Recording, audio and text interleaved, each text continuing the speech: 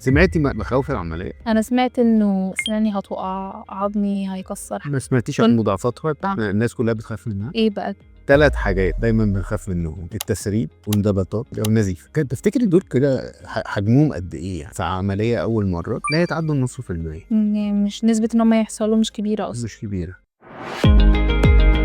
تخافي ان انت ما تزيديش في الوزن، فاحنا في حاجات مهمه جدا دايما محتاجين ان احنا نحافظ عليها: رياضه، متابعه الفيتامينز بتاعتنا.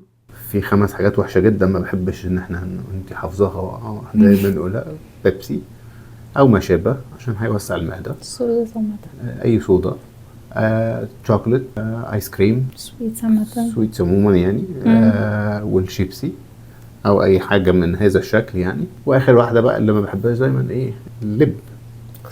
اللب يعني المكسرات اقل شويه بس يعني اللب هو سعراته حراريه عاليه جدا، فعشان كده ما بنحبوش. لازم نلتزم باللي احنا بنقوله على طول، وخايفي على كل كيلو، وخايفي كل ما هنعدي فتره اطول كل ما لازم اخاف اكتر، عشان بعد شويه هتلاقي نفسك بتقولي ايه؟ خلاص ما انا كويس، انا مش هروح بقى دكتور محمد، هو مفيش حاجه جديده هنعملها. بس طول ما انت عندك حد كده هيقرص ودنك لو زدتي هرجع تاني، هتبقي خايفه ان انت انا كل سنه كل 6 شهور حاجه ما بروح له انا ببقى خايفه. بس قلتي لاصحابك اللي انت عملتي عمليه؟